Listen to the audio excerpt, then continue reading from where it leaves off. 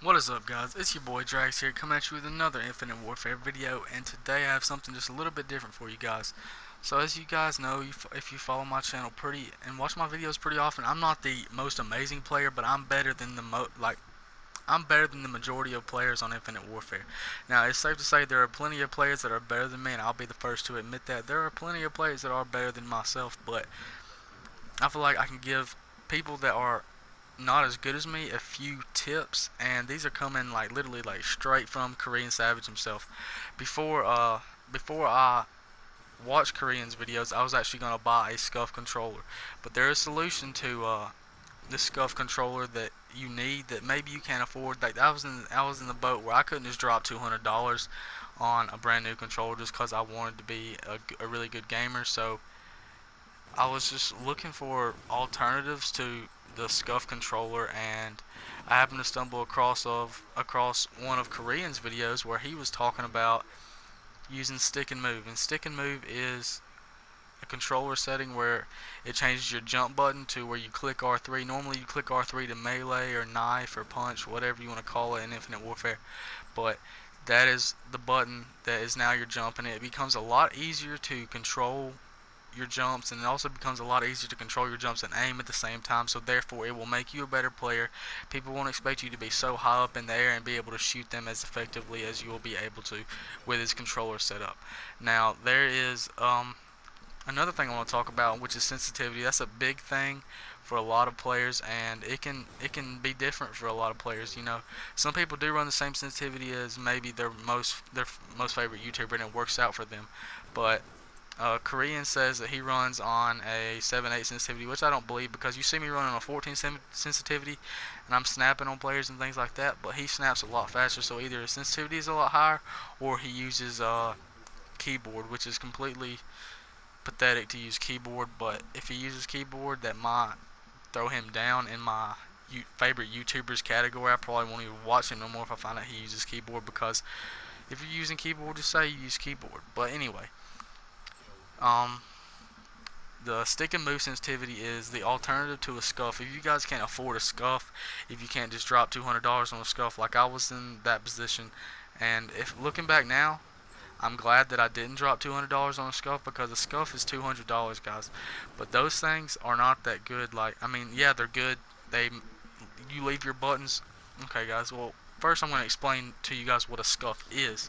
A SCUF controller, it replaces your X, square, triangle, and circle button with 4 paddles on the back. You can get them with 2 paddles, and then it'll only replace 2 of your buttons. But there are 4 paddle SCUFs out there, and they just came out with a brand new PS4 SCUF that is just like an Xbox One controller, and it has 4 paddles, and it's really cool that they came out with something like that. And I do like the way the Xbox controllers feel, but the PlayStation 4 controller is also a really good controller to use, and I use the default controller with the stick and move.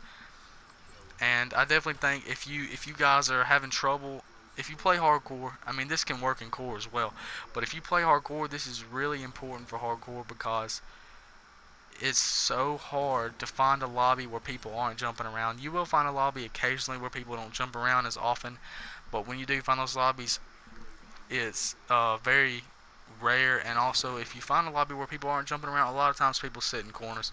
There's times when I run up on like a 3-man or a 4-man, they all got the same clan tag with like a .6 KD and lower, and literally all they do is sit in corners the entire match, and it is the most annoying thing ever. Even though I'm using the personal radar, uh, like you're still not expecting that guy to be sitting in a corner. Maybe you're expecting him to be walking or something, but no, they just sit in corners. But also, that's another thing I want to talk about. If you play core or hardcore, this can work in both scenarios. You want to use personal radar with resupply, and the Warfighter Combat Rig comes with the resupply trait and combat focus, which is really good for getting streaks fast and leveling up fast, because it's pretty much just double XP for a short amount of time.